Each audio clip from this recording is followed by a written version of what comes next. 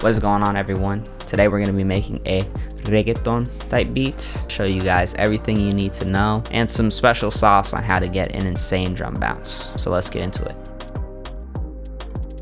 So for BPM, I would say between like 85 and 95 is a pretty good range. Today we're going to be using a BPM of 90.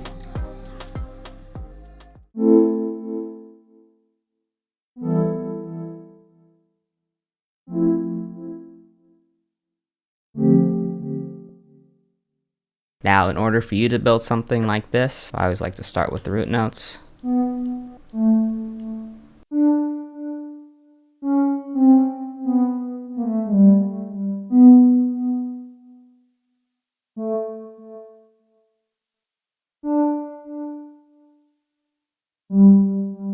So perfect, so we know that we can build some chords with this. Now, all we gotta do is move this up 7. 1, 2, 3, 4, 5, 6, 7. And then it's gonna be either a minor or a major chord. So up 2 will be a minor chord.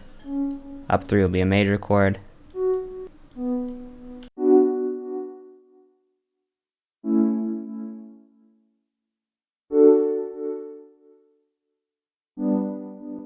From here, you can just build on top of this. So one thing I like to do is make 7th chords. And that's just going up 2 or 3 again and adding a note to the top of these. And then sometimes what I'll do is I'll just add a note right here because these two notes line up versus just going up 2 or 3. And it'll typically sound kind of cool when you do that for a couple notes. So let's do that for this one as well.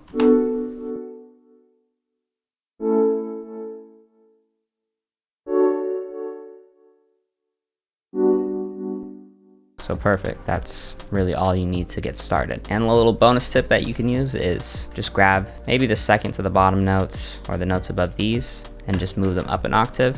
That means it'll still be playing the same chord. It'll just be a little bit of a variation, and this is gonna make it sound a little bit wider.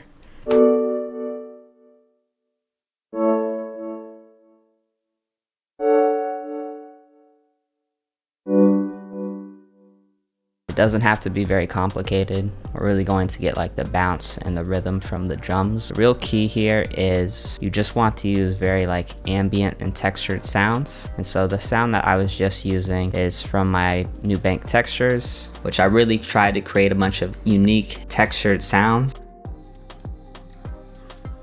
And from here, what you want to do, once that's sounding good, is you just kind of want to layer it with some sounds. If we listen to this sound right here, it's kind of like a pluck synth, so you just hear it a little bit at the beginning and then it kind of echoes. So a good thing to add would be something that's going to fill up these empty spaces right here. So I've got another synth from my bank. This one's called Black and White, and pretty much all the sounds I'm going to be using here are from this bank.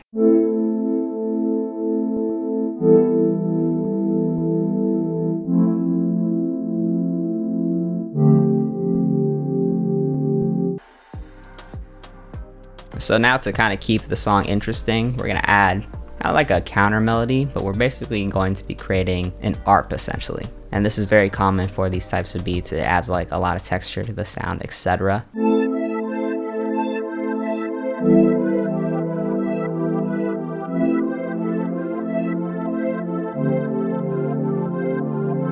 Trade off between this sound and another sound, which I'll show you in a second. But to make something like this, it's really simple. I know it looks complicated.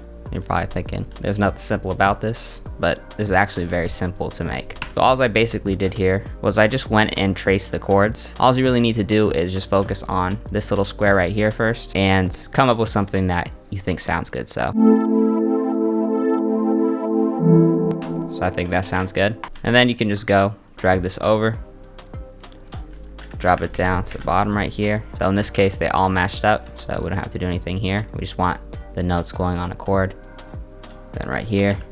So we'll just shift these notes right here so they're on this chord, and then drag this over right here. And this sound is really just to add like movement and texture, and it'll kind of be a way to keep the song interesting. We'll just sprinkle it in places. And let's just move this up really quickly.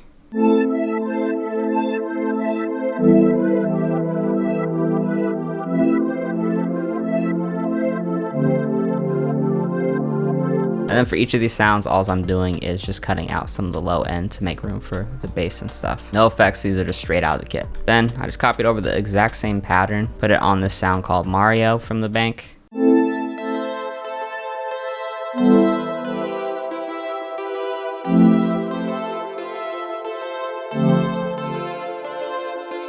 And that'll probably be the sound we'll use a little bit more often in the background of the beat. Now to add a little bit more like texture and like ambience to the sound, because that's really the key for these melodies, is you want lots of textures, lots of ambience. Got this sound from Arcade right here, and it just adds a nice texture.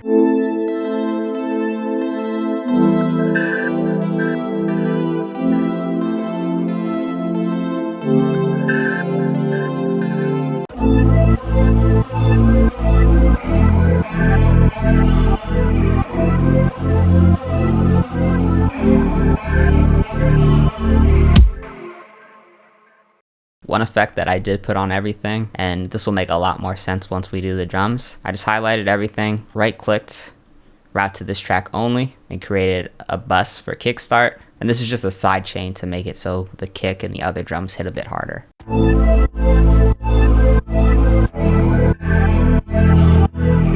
But it makes everything kind of pulse.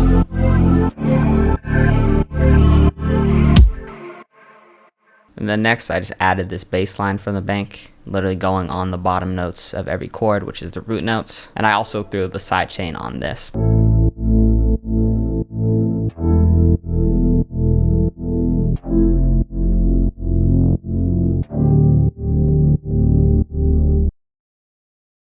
We're onto the drums, and this is really the key right here. The drum rhythm for these types of beats is completely different. First, you just need to put your kick on all of these spots right here, and then at the end, to add some variation, I just added something like that. And then I just added this other kick, and layering your kicks and other drums, you're able to create a lot more bounce, as the kick's just going to hit a lot harder and sound slightly different in certain parts.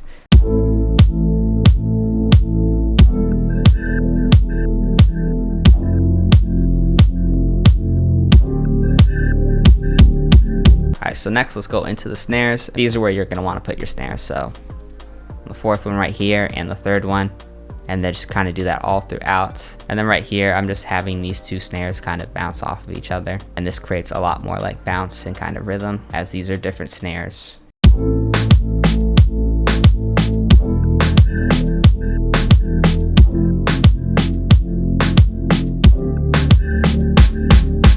And just to show you what I mean by how much less bounce there is if we don't do this, I'm gonna take both of these out and just show you guys. I mean, it's cool, but it's kind of boring. Versus. And then for your hi-hats, you can keep them pretty simple. The drum and the snare are already established in like that crazy bounce.